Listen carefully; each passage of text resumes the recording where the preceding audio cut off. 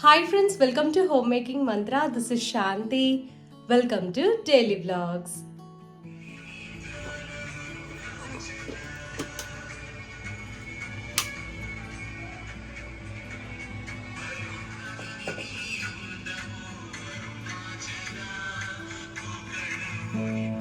ఒక చిన్న ఇన్ఫర్మేషన్ అండి. 9 శుక్రవారాలు లలిత సహస్రనామ పారాయణం చేస్తున్నాను కదా, ఇది 2వ వారము.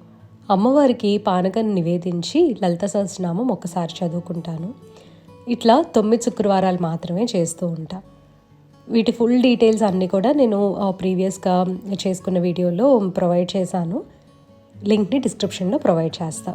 అక్కడ మీరు అన్నీ కూడా రూల్స్ ఎట్లా చేయాలి అన్నీ చెక్ చేయొచ్చు. ఈ వీడియో మీరు ఫ్రైడే చూస్తున్నారు కాబట్టి నేను ఒకసారి ఇన్ఫర్మేషన్ ప్రొవైడ్ చేద్దాము అని అనుకున్నాను. ఎవరైనా స్టార్ట్ చేసుకోవాలి అని అంటే మార్నింగ్ కానీ ఈవినింగ్ కానీ మీ స్కెడ్యూల్ ప్రకారం ఎలా కుదిరితే అలా చేసుకోవచ్చు.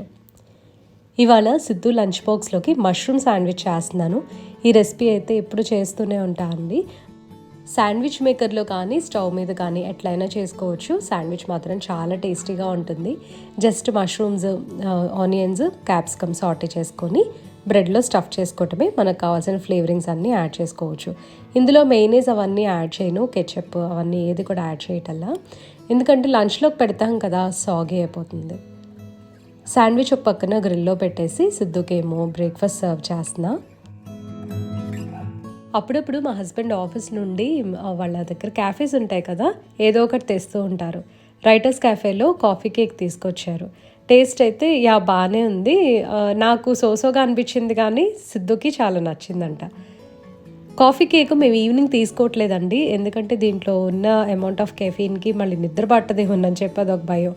సో మార్నింగ్ టైము కాఫీ తోటి లేదా మార్నింగ్ స్నాక్ లాగా తీసేసుకోవచ్చు. ఇది నా దగ్గర ఉన్న ప్రోడక్ట్స్ చాలా వరకు కూడా నేను కొన్న వెంటనే లేదా యూస్ చేస్తున్న కొత్తల్లో అట్లా లింక్స్ ప్రొవైడ్ చేసేసి ఉంచా అండి. బట్ మన వ్యూవర్స్ కొంతమంది మధ్యలో వీడియోస్ మిస్ అవుతూ ఉంటారు అండ్ కొత్త వ్యూవర్స్ యాడ్ అయ్యారు కదా, స్టిల్ లింక్స్ అడుగుతూనే ఉన్నారు. ప్రతి ఒక్కరికి కూడా పర్సనల్గా లింక్ షేర్ చేయాలి అంటే అది నాకు కొద్దిగా కష్టం, ఎందుకంటే నేను పక్కన కామెంట్స్కి రిప్లై ఇస్తూ ఉండాలి. లింక్ అనేసరికి ఏంటంటే మళ్ళీ నేను బ్యాక్ వెబ్సైట్లోకి వెళ్ళి వెతికి అది కాపీ చేసుకొని కొంచెం టైం టేకింగ్ కదా. ఇక్కడేమో చాలా కామెంట్స్ వస్తూ ఉంటాయి, డైలీ నేను రిప్లైస్ ఇస్తూనే ఉంటాను అనమాట.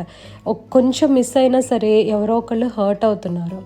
సో అందుకని నాకు కూడా చాలా కష్టంగా అనిపిస్తుంది అనమాట, అట్లా మిమ్మల్ని హర్ట్ చేస్తున్నాను అని. సో లింక్స్ అయితే నేను ప్రొవైడ్ చేయలేను, కానీ మన వ్యూవర్ ఒకరు ఐడియా ఇచ్చారనమాట. ఎట్లా అయినా సరే మీరు చక్కగా ఒక హాల్ వీడియో లాగా చేసేసి అందులో లింక్స్ ప్రొవైడ్ చేయండి, మీకు కూడా ఈజీగా ఉంటుంది. ఆ లింక్ని అందరికీ షేర్ చేసేయండి అని అంటూ ఉన్నారు. డెఫినెట్గా నా దగ్గర ఉన్న ప్రోడక్ట్స్ అన్నిటినీ పెట్టేసి ఒకరోజు లైక్ ర్యాండమ్గా మొత్తం చూపించి లింక్స్ ప్రొవైడ్ చేద్దామని అనుకుంటున్నా. Please give me some time. దాంతోపాటు నా దగ్గర ఉన్న కెటిల్ అడుగుతున్నారు కదా, అదైతే అసలు కంప్లీట్లీ అవుట్ ఆఫ్ స్టాక్ అండి. అది అండ్ లంచ్ బాక్స్, ఈ 2 అవుట్ ఆఫ్ స్టాక్ ఉన్నాయి. సో ఈ మధ్య వ్యూవర్స్ ఫ్రీక్వెంట్గా అడుగుతున్నారు కాబట్టి చూస్తున్నారేమో అని చెప్పి మళ్ళీ ఒకసారి చెప్తున్నాను. మళ్ళీ లింక్ ప్రొవైడ్ చేయకపోతే ప్లీజ్ వేరేగా అస్సలు అర్థం చేసుకోవద్దు. ఇప్పుడు మీరు చూస్తున్న క్లిప్స్ అన్నీ కూడా నేను మొన్న షార్ట్ పోస్ట్ చేశాను కదా మార్నింగ్ టైము, ఒక కాఫీ షార్ట్, దానికి సంబంధించినవి. ఒక 10 seconds are 15 seconds short post చేయడానికి బోల్డ్ అన్ని క్లిప్పింగ్స్ తీసుకోవాలి, అందులో బెస్ట్ సెలెక్ట్ చేయాలి.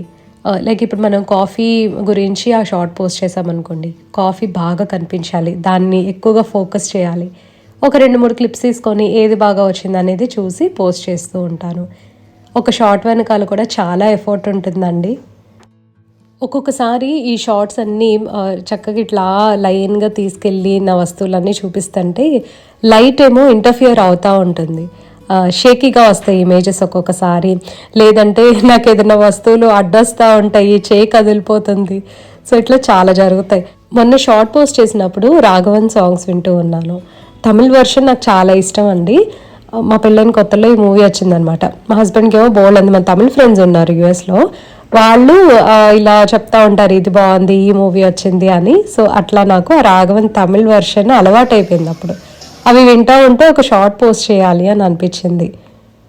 మా హస్బెండ్ ఇవాళ కుర్తా వేసుకున్నారు, ఎందుకంటే వాళ్ళకి సంక్రాంతి సెలబ్రేషన్స్ అంట. అంటే చాలా రోజుల తర్వాత ఎందుకు పెట్టారు 3 days వీక్ ఆఫీస్ ఉంటుంది. సో అన్ని రోజులు అందరూ రారు. ఒక కామన్ డే సెలెక్ట్ చేసుకొని ఇంకా అందరూ వస్తాము అని అన్న రోజు అలా ప్లాన్ చేసుకున్నట్టున్నారు. తను వేసుకున్న కుర్తా అతను బ్యాచిలర్గా ఉన్నప్పుడుది అయితే అదేం కొంచెం లూజ్గా ఉంది.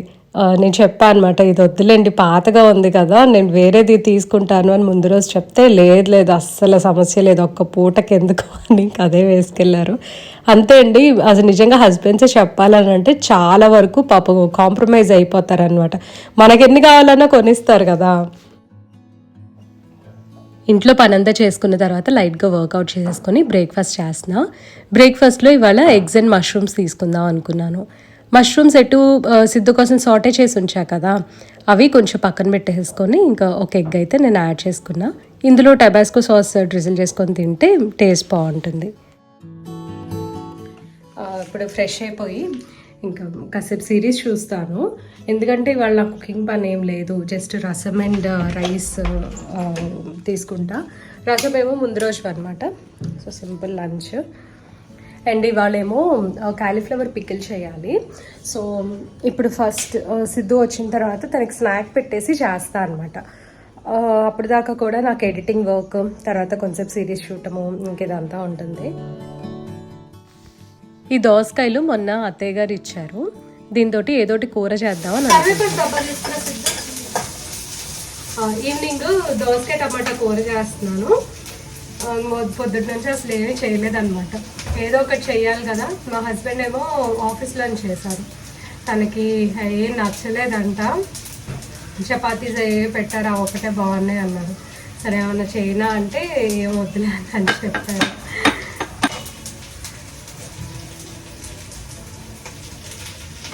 దోసకాయ టమాటా మసాలా కూరలాగా చేస్తుంది పెద్దమ్మ, చాలా బాగుంటుంది. సో నేను కూడా అలాగే చేస్తున్నాను ఇప్పుడు. దోసకాయ టొమాటో కూర మసాలా వేసి చేసుకుంటే బాగుంటుంది. మసాలా అంటే ఏం లేదండి, అల్లం వెల్లుల్లి పేస్ట్, కొంచెం కొబ్బరి ముద్ద వేస్తారు. ఇందులో నేను బాగుంటుందని చెప్పి మునక్కాయ కూడా యాడ్ చేశాను. మునక్కాయ యాడ్ చేసేసరికి ఏంటంటే టేస్ట్ మారిపోయింది, బాగానే ఉంటుంది కానీ టేస్ట్ మారిపోయింది. సో దోసకాయ టమాటా చక్క మసాలా కూర బాగుండాలి అని అంటే యాజ్ ఈజ్గా చేసుకొని అందులో బాయిల్డ్ ఎగ్స్ పెట్టుకొని తింటే చాలా చాలా బాగుంటుంది. మామూలుగా మనం టొమాటో గ్రేవీ చేసుకొని బాయిల్డ్ ఎగ్స్ తింటాం కదా, సేమ్ అట్లాగే. మళ్ళీ ములక్కాయ టొమాటో చేస్తారు కదా, దాని టేస్ట్ కూడా డిఫరెంట్గా బాగుంటుంది. ఈ మూడు కలిపి చేస్తే ఎందుకో నాకైతే అంత టేస్టీగా అనిపించలేదు. మీరు ఎవరైనా చేశారా, బాగుంటుందా, లేకపోతే మీకు కూడా నాలాగే అనిపించిందా అని కామెంట్ సెక్షన్లో చెప్పండి. ఇవి కడిగి కట్ చేసి ఫ్రీజ్ చేసిన మునక్కాయలు, మా ఫ్రెండ్ వాళ్ళ గార్డెన్ అన్నమాట.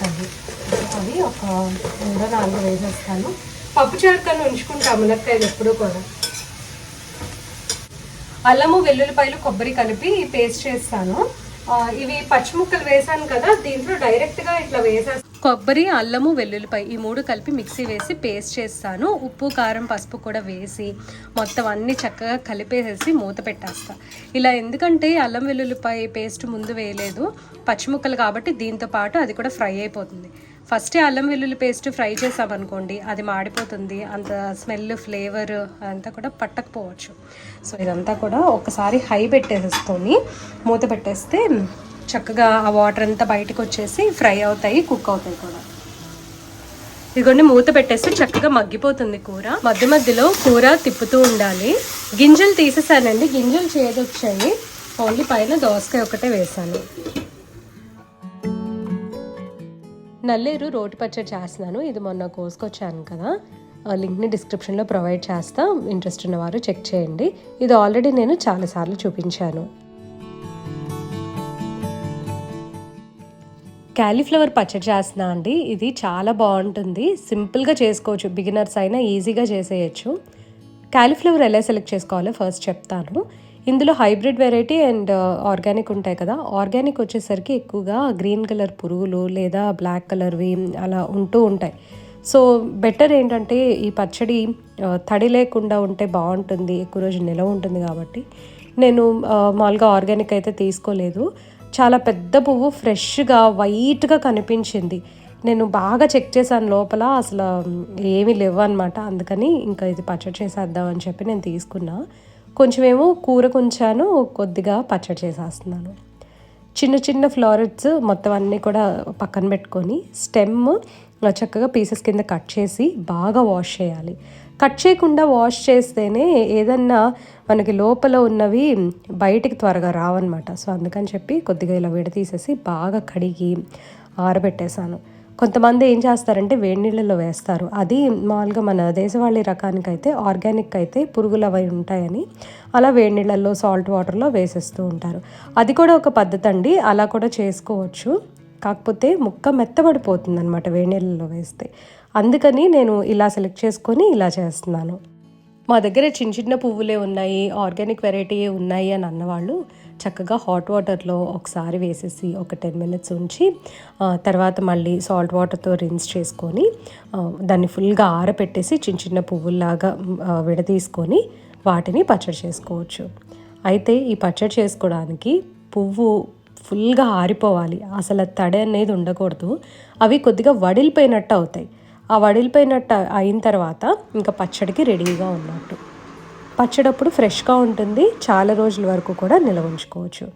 ఒకవేళ మన కౌంటర్ టాప్ మీద పెట్టాలి అని అంటే 1 week కన్నా ఎక్కువ నిల్వ ఉండదని అనుకుంటున్నాను. మేమైతే అసలు చేసిన వెంటనే ఫ్రిడ్జ్లో పెట్టేసుకుంటాము. ఫ్రిడ్జ్లో అయితే అసలు చాలా రోజులు ఫ్రెష్గా ఉంటుంది. నియర్లీ మనం 2 to 3 months వరకు వాడుకోవచ్చు. కాలీఫ్లవర్ని ముందు రోజు నైట్ కడిగి ఆరబెట్టేసి ఉంచాను. నెక్స్ట్ డే ఈవినింగ్ పచ్చడి చేస్తున్నాను అనమాట. ఫుల్గా డ్రై అయిపోయింది. ఒక వైట్ బౌల్లో కాలీఫ్లవర్ తీసుకొని తగినంత కారం యాడ్ చేసుకోవాలి. స్పైస్ లెవెల్స్ అనేవి ఈ చిల్లీస్ని బట్టి ఉంటాయి కాబట్టి మనం ఎక్కువ తక్కువ అడ్జస్ట్ చేసుకోవచ్చు అనమాట కారము. అండ్ దీంట్లో ఒక 10 దంచిన వెల్లుల్లిపాయ రెబ్బలు వేసుకోవాలి. ఇది కొడైకెనాల్లో తెచ్చిన వెల్లుల్లిపాయలు చాలా ఘాటు ఉంటాయి కాబట్టి జస్ట్ నేను చిన్న రెబ్బలే ఒక 10 వేసాను. ఇందులో కొద్దిగా పసుపు వేసుకుంటే మనకి ఎక్కువ రోజులు నిల్వ ఉంటుంది, యాంటీ ఫంగల్ లాగా యూజ్ అవుతుంది. అండ్ కళ్ళుప్పు వచ్చేసరికి కొద్దిగా దంచుకొని వేసుకుంటే త్వరగా కరుగుతుంది అనమాట. ఒకవేళ ఇలా దంచకుండా నెక్స్ట్ మనం మెంతులు అండ్ ఆవాలు మిక్సీ పడతాం కదా, అందులో కూడా యాడ్ చేసుకోవచ్చు. 1 కప్పు నువ్వుల నూనె తీసుకొని వేడి చేయాలి. కొంచెం పొగలొస్తూ ఉండగా ఒక 1/2 teaspoon లేదా 1 teaspoon ఇంగు వేసుకొని ఫ్రై చేసి పక్కన ఉంచేసుకోవాలి. అది ఫుల్గా చల్లారిన తర్వాతే పచ్చళ్ళలో కలుపుకోవాలి. ఈ మధ్యలో మనం ఈ ప్రిపరేషన్స్ అన్నీ చేసుకోవచ్చు. ఫస్ట్ ఆప్షన్ వచ్చేసరికి ఓన్లీ లెమనే యాడ్ చేస్తాం పులుపు కోసం. లేదంటే కాంబినేషన్ ఆఫ్ చింతపండు గుజ్జు అండ్ లెమన్ యాడ్ చేసుకోవచ్చు. లేదంటే ఓన్లీ టామరిన్ పేస్ట్ యాడ్ చేసుకోవచ్చు. అది టోటల్గా మన చాయిస్ అండి. ఒక్కొక్కళ్ళు ఒక్కొక్క విధంగా చేస్తూ ఉంటారు. నేను లాస్ట్ టైం ఒక షార్ట్ పోస్ట్ చేసినప్పుడు టామరిన్ పేస్ట్ తోటి చూపించాను. సో ఈసారి అయితే ఓన్లీ లెమన్ యాడ్ చేస్తున్నా. 1 స్పూన్ ఆవాలు, 1 స్పూన్ మెంతులు, ఆ 2 కూడా రోస్ట్ చేసుకొని ఫైన్గా పౌడర్ చేసుకోవాలి. నా దగ్గర కాఫీ గ్రైండర్ ఉంది. ఓన్లీ పచ్చళ్ళు చేసేటప్పుడు ఇది యూజ్ చేస్తూ ఉంటా. ఎందుకంటే పచ్చళ్ళు పలుకు తగిలితే అస్సలు బాగోదండి. ఇలా ఫైన్గా మెత్తగా మామూలుగా మన ప్యాకేజ్డ్ పౌడర్స్ ఎలా ఉంటాయో అంత మెత్తగా ఉంటే బాగుంటుంది. అంత మెత్తగా రానప్పుడు జల్లించుకొని కూడా వేసుకోవచ్చు. పౌడర్ చేసి పెట్టుకున్న మెంతులు, ఆవాలు కూడా వేసుకొని కాచి చల్లార్చిన నూనె పోసుకోవాలి. ఆయిల్ రూమ్ టెంపరేచర్లోనే ఉండాలండి. అప్పుడు కాలీఫ్లవర్ ముక్క క్రిస్పీగా ఉంటుంది.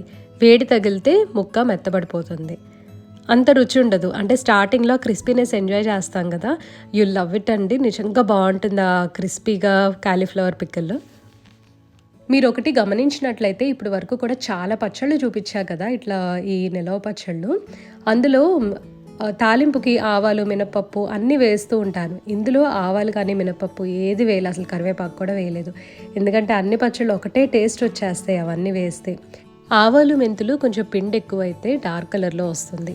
అవే కొంచెం తక్కువ వేసుకుంటే కనుక లైట్ కలర్లో ఉంటుంది. టేస్ట్ కూడా చాలా డిఫరెన్స్ ఉంటుందండి. ఆవపిండి కొద్దిగా ఎక్కువ పడింది అనుకోండి, ఒక విధమైన స్ట్రాంగ్ టేస్ట్ వస్తుంది. అది కూడా చాలా బాగుంటుంది. పచ్చడికి మంచి రుచి రావాలంటే కొద్దిగా ఆవపిండి ఎక్కువైనా సరే బాగానే ఉంటుందండి. అదొక స్ట్రాంగ్ ఫ్లేవర్ వచ్చి డిఫరెంట్గా ఉంటుంది. అది ఇష్టం లేకపోతే అడ్జస్ట్ చేసుకోవచ్చు, తక్కువైనా వేసుకోవచ్చు. దీనికి పులుపు ఏమీ ఉండదు కాబట్టి నిమ్మకాయ, చింతపండు కరెక్ట్గా వేసుకుంటే పచ్చడి నిలవ ఉంటుంది అండ్ టేస్టీగా కూడా ఉంటుంది. కారం బాగా ఎక్కువ అనిపిస్తే కొద్దిగా ఉప్పు వేసుకోవచ్చు. వేరే మళ్ళీ టేబుల్ సాల్ట్ లేకపోతే ఇవి పింక్ సాల్ట్ ఉంటాయి కదా, అది అస్సలు వేయొద్దు. చక్కగా కళ్ళుప్పుని కొద్దిగా క్రష్ చేసేసి యాడ్ చేయండి. మొత్తం అంతా జాడీలోకి ట్రాన్స్ఫర్ చేసేటప్పుడు ఒకసారి చెక్ చేయండి. జాడీలోకి ట్రాన్స్ఫర్ చేసి ఫ్రిడ్జ్లో పెట్టే ముందు కనీసము కౌంటర్ టాప్ మీద మార్నింగ్ నుంచి ఈవినింగ్ వరకు లేదా ఓవర్ నైట్ ఉంచేసి అప్పుడు ఫ్రిడ్జ్లో పెట్టండి. పచ్చడి ఊరకపోతే అస్సలు రుచి అనేది ఉండదు. పచ్చడికి ఫర్మెంట్ అవ్వడానికి కొంచెం టైం అనేది ఇవ్వాలన్నమాట. కాలీఫ్లవర్ పచ్చడి అయితే కొద్దిగా చల్లగా ఉన్నప్పుడు వేడివేడి అన్నంలో నెయ్యేసుకొని తింటే చాలా బాగుంటుంది. ఇది నా ఫేవరెట్ అనమాట. సో ఇదండి ఇవాళ వీడియో. మీ అందరికీ నచ్చింది అనుకుంటున్నాను. నచ్చితే తప్పకుండా లైక్ చేయండి, కమెంట్ చేయండి, ఛానల్కి సబ్స్క్రైబ్ చేసుకోండి. Thank you for watching. Thank you for your time.